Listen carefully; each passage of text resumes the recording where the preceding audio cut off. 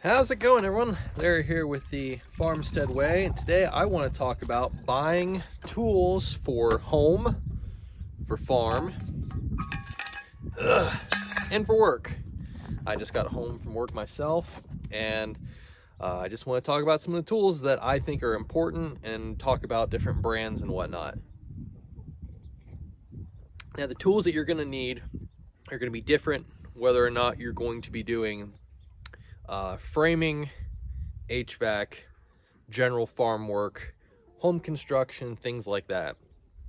There are certain tools that I know I do not need, and there are certain tools that I use every single day. And this is just a few examples of the tools that we have here, and some of the tools that I use at work, and some of the tools I use around here at the homestead. Now, the first thing I want to get into that might start some controversy is brand. I have used these Craftsman home lime drills for years. They're the middle of the road brand that Lowe's, I don't know, depending on where you're at in the country, that's a hardware store that's here in Ohio, that they carry. They picked up the Craftsman brand from Sears, and they are awesome. Like I said, they're the home line series. These impact and drill combinations you can only get for like $99. And they last very, very good. We have killed them before from over torquing, from getting them way too hot, because these have the brush motors. They're not brushless. Now, one of the misconceptions is it's the wrong type of red. So a lot of people like Milwaukee, or they want DeWalt. They're very good tools. I've used a lot of DeWalts, but I've noticed not that much of a noticeable difference, especially for the price point, because if you catch them on sale, the Craftsman comes with a light, a drill, impact driver, a sawzall, and a circular saw. You can get them on sale for like $199. The same sort of deal with DeWalt is like $500. And I don't know. If you're new to buying tools, if you do not know a whole lot about them, do not be led astray thinking that you have to buy the most expensive stuff. You need to buy the nicest thing that you can afford. For drill tools that you're going to be using more often, spend some more money. If you're going to use it once, buy the Harbor Freight equivalent of it. You're going to burn it up anyway. Might as well just buy something cheap. Because also, what people don't realize when it comes to tools, this is what you're paying for. This by itself is like $100. This by itself is like $50. A lot of money goes into batteries. Now, I know you're all thinking that you've seen those driving test videos where they have 3 drills going against each other and they're driving in like a 6-inch power lag into a board. That's such a goofy, stupid test, because the amount of times you're going to be driving something that big with any sort of driver is very, very rare, unless you're constantly building decks. And so normally anything that a normal person is going to do is going to be about 3 inches or less. And these Craftsmans do just fine. If you have the money, buy DeWalt. If you have the money, buy Milwaukee. I don't have that kind of money, and I'm not going to go blow money just because I want to look cool on a job site and everyone's going to make fun of me when these work just fine. If it gets the job done, it gets you paid. And especially with stuff that you're going to be doing this to. Yeah, see, I just moved my camera. You don't need to go crazy. They're going to get beat up. They're going to get torn up, their tools. Now, you obviously can't beat the absolute tar out of them because you'll break them, but stuff like that happens and you can't be afraid to throw tools down. And if you drop a $250, $300 Milwaukee drill, your heart might jump a couple of beats. But some of the tools that I really like, obviously, is the impact driver. This is the one I use the most. And this one, we use this for work, and it's the Craftsman. It's not brushless. And as you can tell, the label's all worn off. It's all dirty. Works just fine. I think in the past 6 years, we've gone through 2. This is our second one, which we just bought maybe a year and a half ago. Like I said, those kits come with also a regular drill, which they are good for certain things. For anything substantial, you're going to want a nice hammer drill. We've burned up quite a few of those drills drilling things that you shouldn't be drilling, which once again, you need to use the proper tool for the proper application. This is Flex. You can get these at Lowe's too. And we have beat the tar out of this thing. The clutch and the drive on here is worn from us having to use vice grips and channel locks to get the bits out.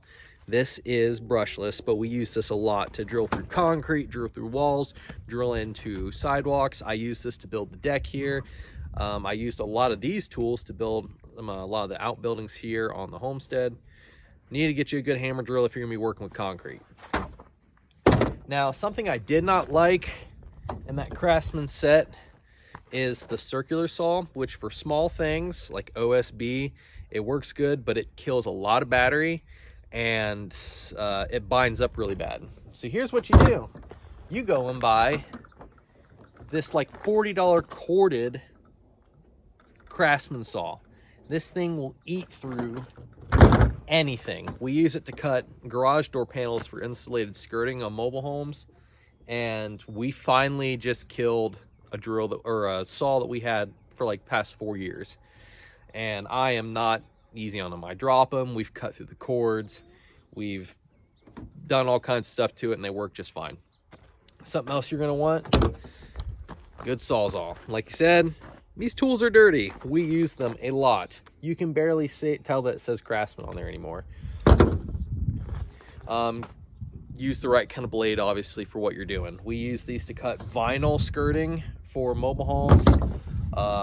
Like I said, I've used those a whole bunch when I built my house here on the homestead, working on the barns here on the homestead, fences, all that kind of stuff. Anything you need to cut, get you a nice blade. Make sure it's the right blade for what you're doing, because you can really hurt yourself if you don't use the right blade and just tear it up. We also have, there's some random ones like we don't use very often. Like we really didn't necessarily need to get the Craftsman version of this because this is like a one-time use, but it's a just a drill saw. I don't know what this is technically called. I'm sure someone's gonna make fun of me on here, but you can use this for cutting holes in drywall. You can hang a sheet of drywall and then find the framing for your window and blast out a circle. Normally those kits come with a sweet little light that we hardly ever use. And then, like I said, for other things, you're going to be buying some of the nicer stuff. Like I have this DeWalt palm sander that we've had forever, and it works just great. Like I said, I'm sure there's other brands that are better. I'm sure there are other brands that are worse. It's all about what are you going to be using it for. Now, if I was doing a lot of finish carpentry, I would not want a cheapy little DeWalt dusty palm sander. I want to get something nice. But since I'm using it for rougher lumber and for more broader projects, I'm going to go ahead and buy the cheaper one. Something else that you're going to want is I bought a nice little crate to keep all this stuff in, because there's nothing worse than having to tote all this stuff around. I've done it before. It's miserable going around with big old handfuls of drills and stuff. So get you a nice box. It doesn't need to be a roll around crate. It could be one of those black and yellow, I have to say that every time I say that, one of those black and yellow Walmart tubs, or they see them at Lowe's and whatnot, and just throw your stuff in there and drag it around with you. So when it comes to tools, a big piece of advice I want to give you is just because everyone else has it doesn't mean that you need it. I know that on job sites there can be a lot of prejudice based on the tools that you have. If it's not DeWalt, if it's not this or that, and people might make fun of you, which is kind of a really stupid thing to do. Tools are tools. Buy what works for you, buy what you can afford, and don't kill yourself getting things that everyone else has just so you can have it. And if you're new to doing your own homesteading stuff, your own work, own blue collar work, home projects, normally just buy the tools that you need for the job that you're doing. You don't have to go out and buy the big kits. They're very helpful because you can catch them on sale, but it's not necessary. Get the things here and there as you go. And you'll eventually build a decent toolkit. And sometimes simpler is better. You don't need all these fancy tools. Like, for instance, I do all my own auto repairs. I have no impact. This is what I have. I cannot afford an impact. I do just fine with a 4-way. Sometimes simpler is better. And like I said, sometimes people make fun of you, but they can heck off. So that's just a brief overview of some of the tools that I use doing heating and cooling, doing homesteading, home repairs. Like I said before, you don't need to kill yourself to buy the most expensive thing that they sell. Buy what works for you. Buy what you can afford, and if you take care of your tools, they'll take care of you. So thank you all for coming to the channel. There's been a lot of new subscribers, and I'm very thankful to every single one of you. If you have any comments, questions, or anything else you want me to talk more about, like, comment, share, subscribe, ask me questions. I'm here to talk. So this is Larry Ben with the Farmstead Way. You all take it easy.